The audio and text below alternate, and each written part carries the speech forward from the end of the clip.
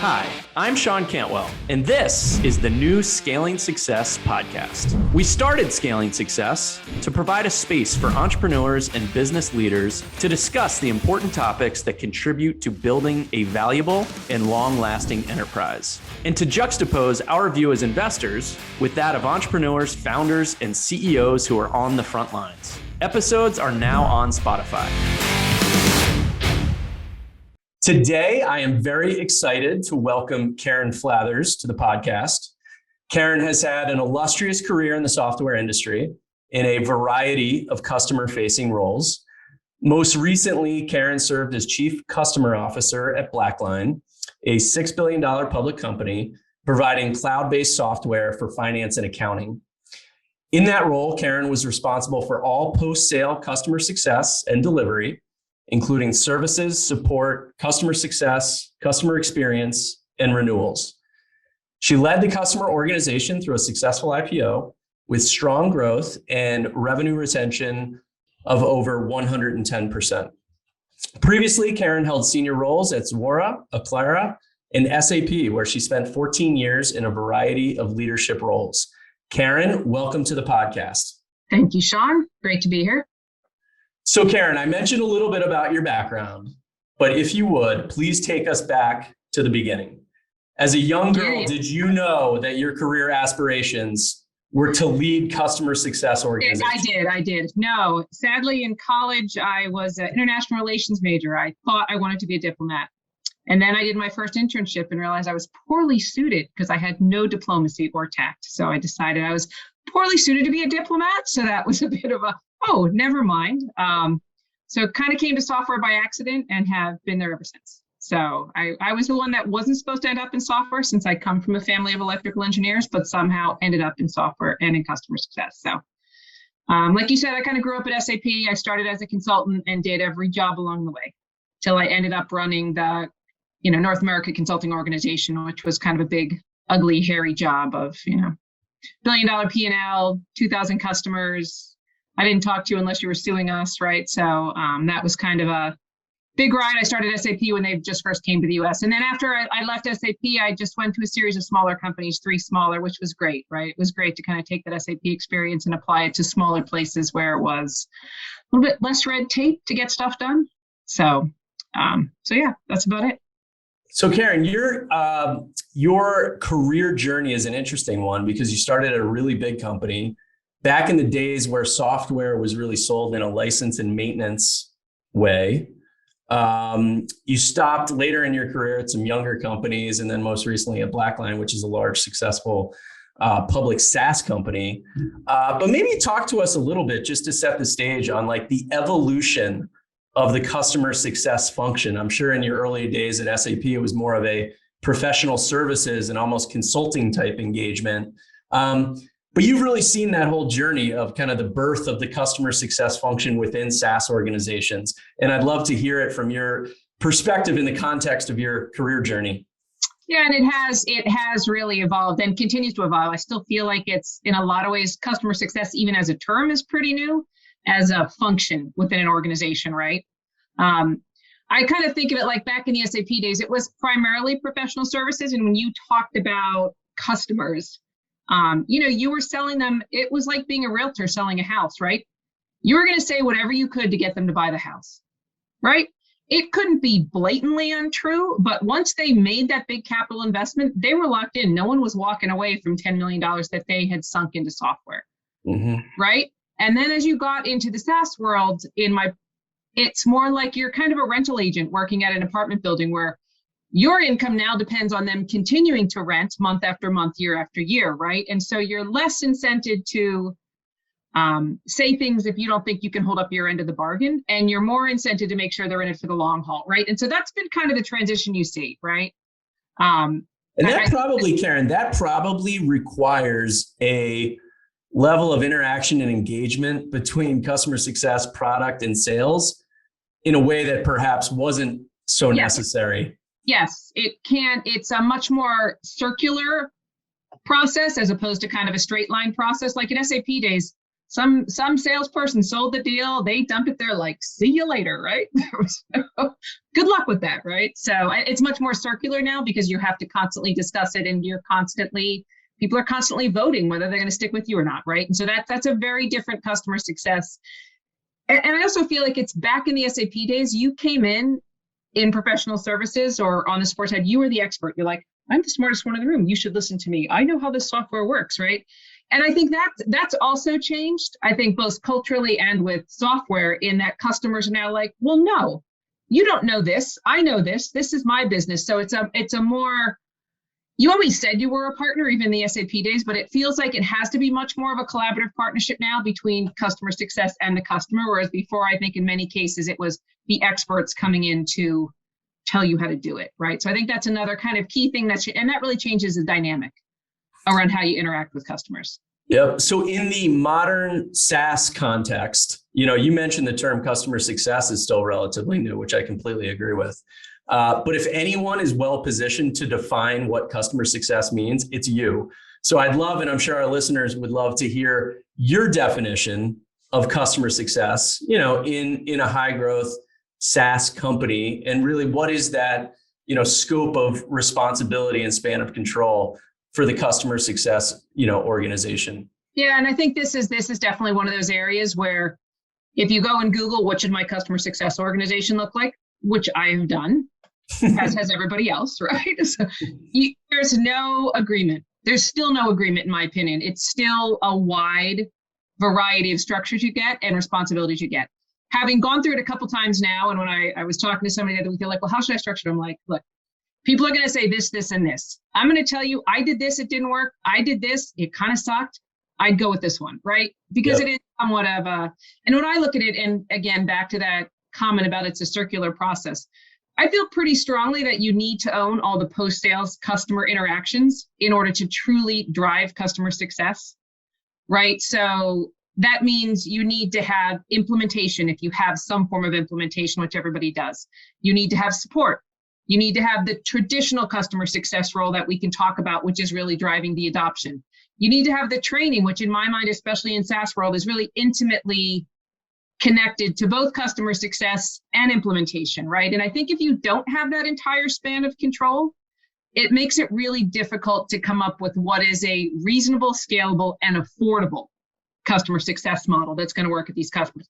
Because everybody starting up is like, oh, it's all about the customer. I'll do whatever they want, until it costs too much money. They're like, whoa, I didn't want to do that much for them, right? So I definitely think there's a kind of a balance there. So I feel pretty strongly that you have to own that entire post-sale customer success.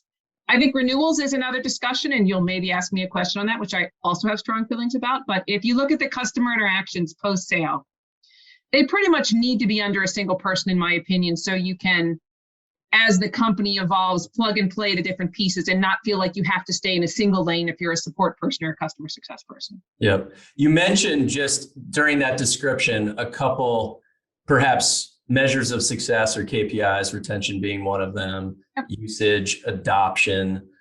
In your experience, what are the most important metrics for someone who understands or really oversees the customer organization to understand, that the health of the customer base?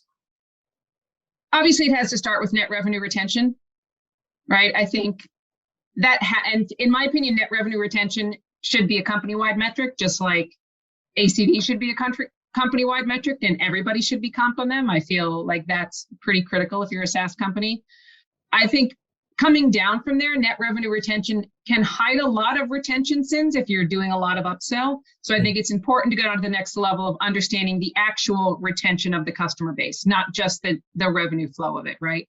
So those are obviously kind of some of the foundational ones. As you continue to look down, I'm a huge convert and fan of usage, as I think probably one of the critical measures that most people don't adopt till probably later on when they're more mature. And I feel like it's something that could drive change early if people can get a handle on it. And I don't mean just usage like, oh, did you consume all the licenses you bought? That's one piece of usage, right? But it's not just quantity of consumption, it's quality of consumption, right? I think you have to understand, and this made a big difference at the last company I was at, understanding exactly the areas of the product that made the customer sticky. The ones that stayed with you, what were they using? Right? Because you can use a product and they can love you and they can say, oh, we love you, and they could still not renew. Happens all the time, right? I think when people say, oh, I have good NPS, everybody loves me. Doesn't matter if they're not sticking with you, right? They can love you all the way, right? And so I think really understanding at a detailed level the adoption and the usage and being able to pinpoint the 3 or 4 things in your product that are driving the significant value that makes it sticky, which makes it hard for them to leave you. That's an interesting point you just made, Karen, and it has me reflecting on, the many diligence projects I've done over the years. And I can recall doing diligence on a company where it's a churned customer. And I ask them to provide the NPS score 1 to 10, and they say it's a 10. Yep. I'm like, but you churned. So really honing in on the use case is critical, because ultimately, what are you trying to do? You're trying to facilitate and foster a long-standing relationship. I mean, I hate to say it, this is not your family. This is a math equation, right? They could love you. And I think there's a lot of companies that do a great job of making their customers love them. But when it comes down to a math equation, and COVID is a great example of that, when it comes down to a math equation and people have to say, I now need to stack rank what I'm using because I need to cut, that's going to be kind of a math equation for them, right? There's some relationship that come into it, but again, they're going to look at their business and say, what is the thing that it's too painful for me to get rid of, that's going to have too big an impact on how I run my business or how my people work, right? And it's hard to put a full, other than an ERP, which goes in that bucket, a lot of the other niche ones, it comes down to the specific use cases that they're using it for.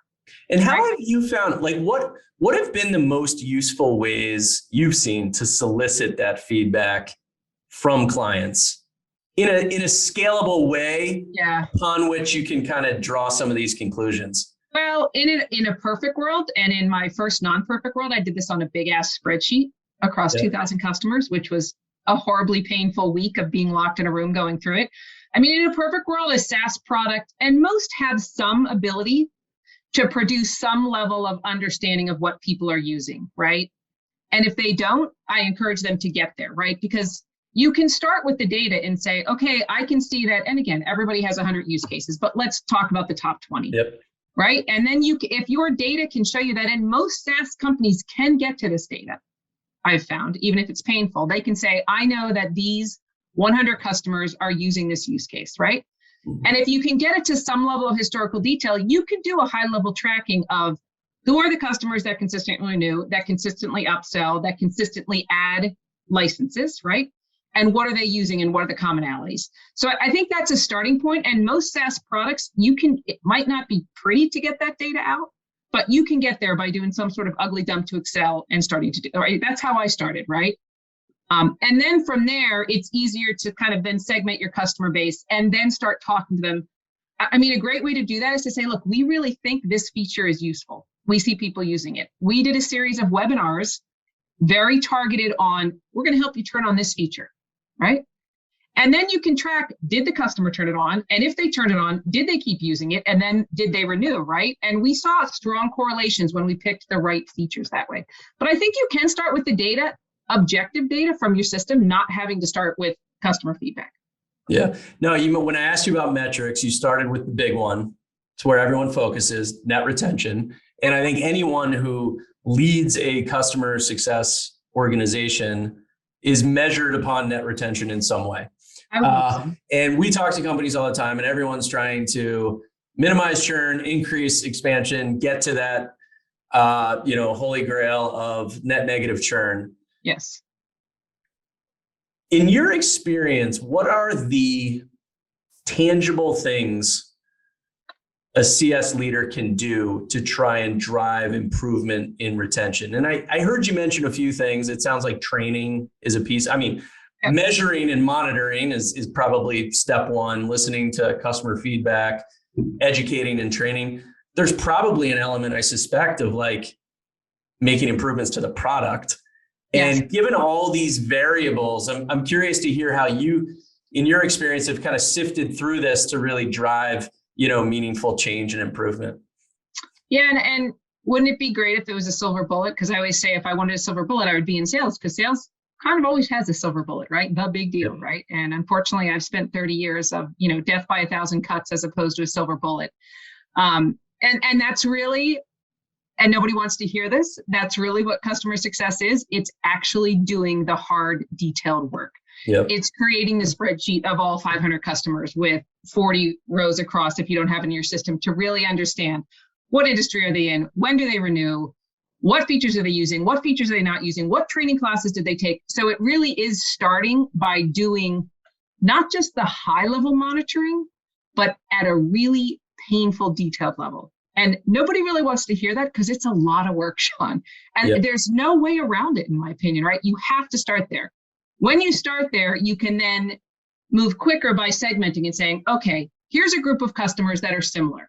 And their similarity is X or Y. And the way I get them to be more successful is have them start using the system this way. Therefore, I'm going to target them with a specific webinar. I'm going to create a special video for them, right? At that point, you can get to a better way to digitally push the content. And I think the other learning I have there is customers in today's world and in SaaS world, they don't want you to say, oh, come to my, week-long training class. They're like, are you kidding me? They want to say, give me an hour. What can I accomplish in an hour that I can do by myself without paying you to come on site at $300 an hour to do this for me? That is really where I think you get your best success in getting customers momentum, who then may choose to do a larger project. But I think people miss that. They're looking for like kind of the big rocks. And in some cases, it's like the little pebbles of like, get them to do these 3 or 4 little things. That's going to get you the momentum to have an opportunity to do kind of a bigger transformation potentially. But that takes a lot of work, right? It's easier to get the one big deal or the one big transformation than it is to try to touch 1,000 customers in these little ways. Yeah, no, I mean, and I share your sentiment just in observations across our portfolio. I think good CS is the result of doing a lot of little things well. It is. And an attention to detail, and then learning from that data, segmenting it appropriately, and then taking action. It's a lot of common sense, but it's also a lot of... It really is. It's not rocket science. And I do think training is underappreciated. And I think because when people think of training, they think large scale training. And I think if people can really look at how they're training their customers and how they're delivering training content to their customers into what's probably more reasonable, smaller pieces, a combination of video and online, right? I think that can also, and I've seen that have a significant impact because customers really want to self-serve that way, but they don't want to self-serve by sitting in a 4-day training. Right. So, and I think we underuse that and underuse the training technology that's available to do it just in time and for very specific things. Yeah. Right. As I hear you describe, the kind of the way you've managed customer success organizations and customer organizations, it sounds like, at the foundation is like a framework to track and measure interactions across the customer base with a variety of different, features and functions of the product, upon which you can probably staff your team appropriately. Yeah. You can create content, webinars, training, promotions to drive engagement. As the stage where we get involved from an investment standpoint, Karen, it's usually, companies, they have product market fit, they're growing really aggressively. They're probably focused, 1 and 2, 1A and 1B on product and sales. Customer acquisition. Okay. Yeah, it's like, wow, the customer success organization, we need to build that. And for entrepreneurs who would ask you, hey, what should I be thinking about? And what should I have in mind as I think about, scaling the customer success organization to really support aggressive growth? What would you say to those folks? Yeah. And again, I've been on both sides of it. And like I always say, I would never be a sales guy, but I thank them for their contribution because I could never do it. And I understand I don't have a job unless they do their job, right? Much as I'm going to throw them under the bus, of course, the minute they do something. I'm like, really? You told the customer that? You told them what? What? Yeah. Is that even like our product? Right. So, but I think what you can do early, because again, I recognize, and I've talked to companies that are small, right? That have maybe 2 people in all of customer success, right? I think what you can do that is important is actually at least understand, again, you mentioned it, the framework and the process flow. And I used to think coming from a big company, I was a little bit uncomfortable when I came to a small company and tried to impose that stuff. I think, oh, they're going to think I'm over engineering it. They're going to think I'm bringing big company stuff. Oh, here comes big company Karen. Oh, she must have been at SAP. Now she's going to make us like report our time every 15 minutes, right? But I think that spending the time up front to understand what the process is going to be long-term and understand, okay, a customer is going to look at it as a person that helps me put the product in. They need to understand, oh yeah, there's an implementation function. There's a support function, which is a break fix function. There's a customer success function, which is more of an adoption function. I think understanding the different components, even if it's one person doing all of them now, is critical so that as you get bigger, you can decide which ones you're going to spin off first, right? Because what I find is it all gets mixed into, and so you have one person who's doing the implementation, who is the customer's point of contact, who's the interface to engineering for break fix product issues, who's trying to do training on the fly. And so everything is kind of half-assed, right? Mm-hmm. As opposed to being able to say, look, it's probably worth it at this point to get a person in training who knows how to develop content and can deliver it this way, right? So even if you're not going to immediately go to having multiple people across those roles, understanding those roles and the different roles that should be played, even if one person is playing them, I think really helps set you up to kind of figure out when you need and where you need to put more focus in terms of those different roles. So it's interesting. Not a big company, but you got to kind of put that framework and picture in place because you're also training your customers early. And if you're training them that, hey, it's Karen, just call Karen, she can do everything. It is really hard to untrain customers on that. Yep. So. Yeah, as you know, Karen, our portfolio cuts across software and then also e-commerce and internet. One of our big successes was Chewy.com. And really the secret behind that company is like maniacal focus on customer service. And, that's certainly partly about engaging with your customer, but it's mostly about delivering value to your customer and give them a great experience that they want to keep coming back. And I think we now are seeing, that same sort of focus, really bleed into the software world where there's this recognition of, trying to deliver value every day to your customers. That all starts with the team that you have in place. How do you think about, profiling and hiring for a good team member in the customer success organization? And again, when you talk about a customer success organization, I think it's multiple components. You have implementation, which is a very specific skill set. You have support, which is a very specific skill set. Training, same thing. If I look at kind of a traditional customer success manager, whose job, again, by my definition, is really, a lot of people think about it as relationship management. Again, back to my comment, just because they love you doesn't mean they're going to renew. I don't look at it as relationship management. I look at it as really driving usage and adoption. Yeah. Right. Part of that is relationship, but I think a lot of people get caught up in just the relationship piece of it, which is not enough to keep a customer. Right. And so if you look at the fact that their primary role should be understanding the customer base enough to drive usage and adoption and meaningful adoption. I always say that because there's adoption and then there's good adoption. Right. Mm-hmm. You really need somebody that has either deep competence in what they're doing. Like in my last job, it was accounting, or deep product expertise. And again, that varies depending upon the kind of technology it is, what's more important, but they've got to have that, because other than that, they're just another relationship and salesperson. The customer's like, whatever, right? It's got to be somebody that can add value to that customer beyond just, let me show you the features of this product. And I think that's where I feel like kind of renewals come in. I think in some of my early moves, I owned renewals. And I was like, oh, I need to hire people that know how to like close the deal. Again, those are two different skill sets. And if you're a customer, you don't want to talk to the person who can close the deal. You want to talk to the person who can help you solve your immediate, fairly tactical problem with this product.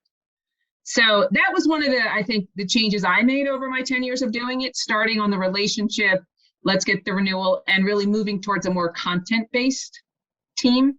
And I think in the end, that's been more successful. No, I think that's a great point you made, Karen. I think a lot of people do immediately default to relationship when thinking about customer success. Oh, Mary at company ABC, she loves us, right? We have a great relationship. Oh, yeah. But if they're not using the product and they're not getting value from it come budget time, there might not be available dollars. I also like the point, you make, and, I think, you were talking about your time at Blackline where, your scope of responsibility extended from implementation all the way to renewal. And there are a variety of skill sets required to effectively deliver on all the objectives within the organization. And you've seen a lot of growth at different points in different companies. You've been on. What changes as a company matures? From the early stage to you're a big public company. Yeah.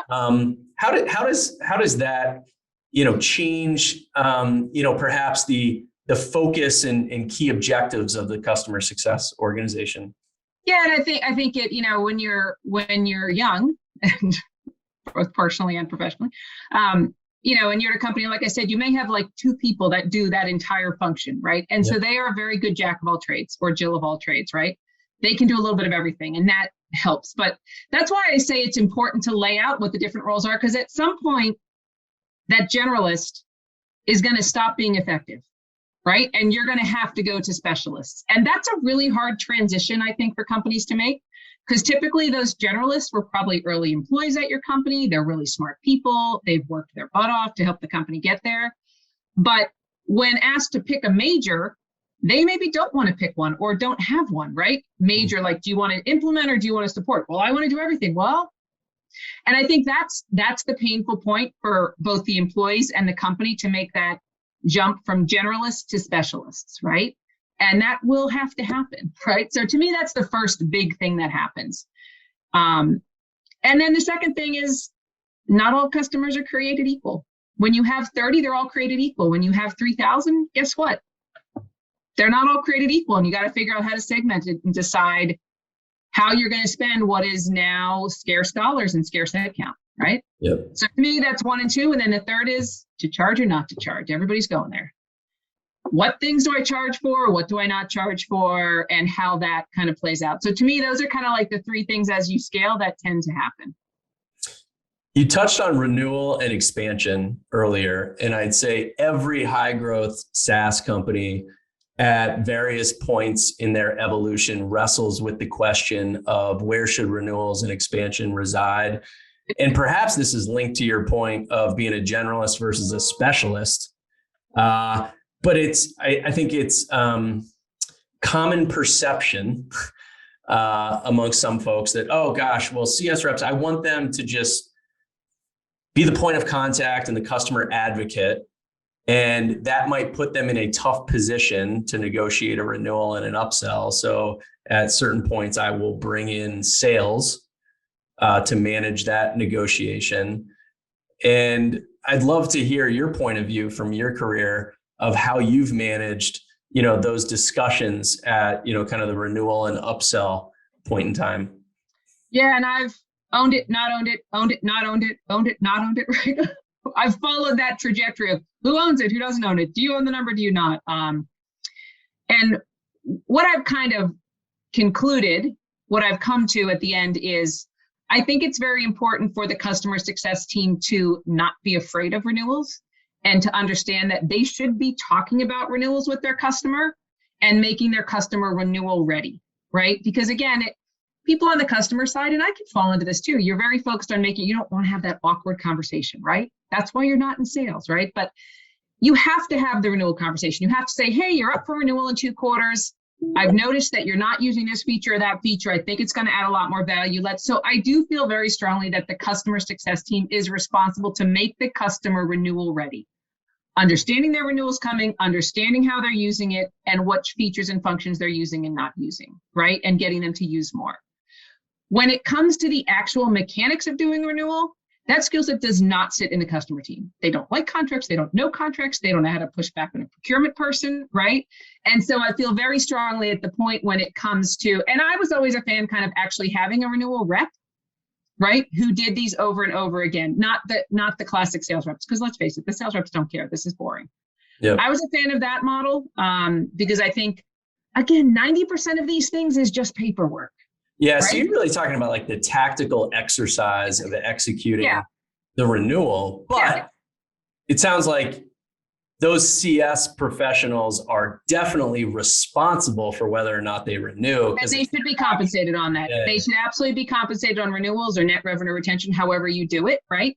They are, and they should be and should understand in their portfolio of customers, what is their renewal rate? That absolutely is on them. I think where we get confused is we say, so that means they should be forecasting the number. And no, because that's not their strong suit, right? There's people who do that for a living, whether it's in ops or in sales, right? And it's not these guys, right? So I think I like to look at it as renewal ready. The customer success team should make the customer renewal ready, put them in the best possible situation to renew. So Karen, you mentioned the customer success function is a generally new term, which I agree with. You have also held the role Chief Customer Officer, which is a newer role. And I think there's this general shift towards customer focus that everyone thinks they should have,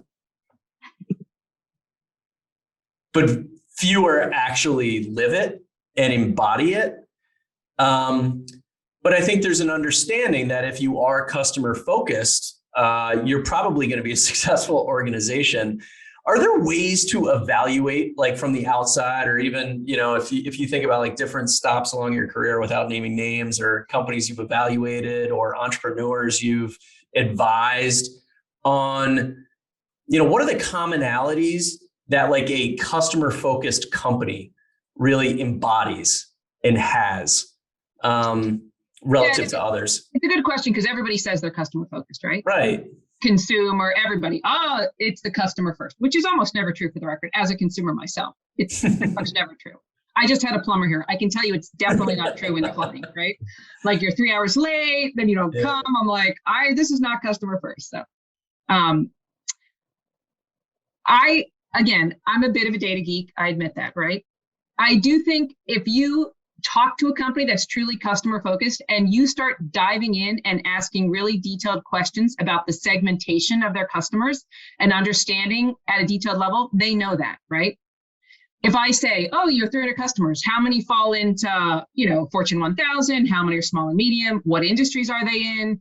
Do you understand if you look at, you have 3 or 4 products if you dig in and they really know that, they probably are customer focused because they did the hard work to understand it and can talk to it. Most people can't. You'd be surprised. They're like, we have, 300 customers and 20 are in the Fortune 1000 and our overall renewal rate is this, but they can't break it down. So to me, if you haven't done the hard work of understanding the details, you may think you're customer focused, but you can't really prove it because you don't really know that you're providing the right value at the detailed level for your different, kind of customer segments. So. Yeah, no, I think, and that is an aspirational place to be. Many times young, high growth startups are running a million miles an hour. And sometimes the, revenue scale might be more mature than the infrastructure. Absolutely. Yeah. So I think it's a really good thing for companies to think about. And I also think it's a sign of the maturity of the organization. And I don't think you have to I think people overcomplicate it. I talked to somebody who shall remain nameless, a couple of weeks ago, and they're like, well, our systems don't hold that yet. We'll have to re-implement like Salesforce. I'm like, guys, it's a spreadsheet. Like, it's taking the time to sit down in a room for 2 days, because that's probably all it takes, frankly, to get a first pass at this. I think people think it's this huge rock I've got to, no, it's actually sitting down. Go into Google, look up your customer. Oh, they're about to be acquired by somebody. We should note that. That's important, right? I mean, I think a lot of it, I think people think it's this huge thing. And I think there's basic things like that people can do that really advance that without it being,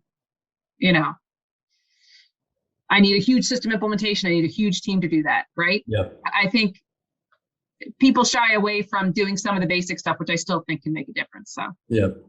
Yeah, just give me a spreadsheet. Again, right? It sounds so basic, but I think as software technology people, we get caught up, I must have a system do that. I'm like, okay, guys, this system's not going to solve that. Sometimes it actually is just a process and data and discussion. So Karen, you are at a point where you've accomplished a lot in your career. And I know you actively mentor a number of folks. What are some of the biggest learnings from your career that you pass along to those who solicit your wisdom? I just said to somebody yesterday, and this is a stupid one, and you're not going to appreciate it because you're a guy, but I'm going to say it anyway as a female business. Please do. I said something like, oh, well, how do you get there? I said, look, I'm just going to say it. I said, you know, the guy uniform of khakis and a button down, you need to have your own uniform. And it's not that, right?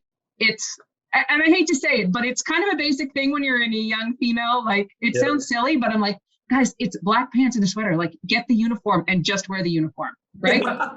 It sounds silly, practical stuff. That's what matters. Practical, but I'm like, they're like, I'm like, I wore the uniform for 30 years, guys, just wear the uniform, right? So anyway, that's an aside, but I think some of the other stuff, the learnings are, you're not going to win every battle. So focus on winning the war. Mm-hmm. As a long-term butthead, right? As my family will tell you, right? It's like, but I'm right. But it doesn't actually matter. You have to understand that balance of, and I got it from one of my early bosses. Yeah, Karen, you won that battle and now you're going to lose the war because now you've made everybody mad, right? So how do you balance, understand what your long-term goal is and understand along the way which things you're willing to give on to get to that long-term goal. And that's, that's a hard thing to do, especially in cases where you're right. But which is all the time, right? Which, of course, for me, it's all the time, right? So it was really a challenge for me. But again, I think that's a hard thing to learn. I think early in your career that I think is important. And as part of that, it's, again, as a natural introvert, like making small talk, establishing relationships with people, like not my strong suit, right? I'm like, can we just get to business? But as part of that winning the war, you realize, you know what? You got to take the time to do that. That's important to a lot of people and it will get you a lot farther, right? So I think those are some of the things you don't think about that get you to those aha moments. No, and then the third thing is just, it's funny, you spend a lot of time focusing on what you're not good at. When I finally got to the point in my career where I'm like, I am not good at these things, I am never doing them again, these are the things I'm good at, I became much more successful. I was like, you know what? Yes, I will walk into a room and I will take over and it irritates people. But you know what? It's what I'm good at because I came with the data, I came with the presentation, I can facilitate the discussion. And like you kind of fight that in yourself sometimes. And at some point in my career, it's just like, this is what I'm good at. I'm just going with it. Right? Rather than kind of thinking, oh, I should get better at this. I'm like, it's too late. I'm not getting better at that. I'm never going to be good at that. Right? So, people enjoy what they're good at. Yeah. And I think recognizing what you're good at and doubling down on that can lead to, a level of job fulfillment and enjoyment. So I think there's a lot of wisdom in that. Yeah. Even if you joke, like I would walk in the room like, okay, just to set the stage for everybody, I'm super bossy and I'm going to take over. If it's starting to irritate you, just like, let me know or throw something at me. Right. So also just kind of acknowledging like self-awareness. Yes, I'm going to be bossy and I'm going to talk loud. I'm not going to take it personal if you like throw a pencil at me and tell me to shut up. I just want to set that right now, right? So that's good. You just lay down the law. You gotta lay it out there. I come from a large family. You gotta like lay it out there, or you're never gonna get through. So, well, Karen, this has been awesome. Thank you so much for taking the time to chat with us today. I've really enjoyed getting to know you, and I think as someone who's really been at ground zero of like the birth and evolution of software as a service as an industry, and all that entails in terms of how companies really need to interact with their customers. You've been right there on the rock face. So I know our listeners and the entrepreneurs that we talk to will certainly enjoy hearing your perspective. And thank you again for taking the time to chat with us. Having me. I enjoyed it. Thanks so much, Karen. Take care. Bye.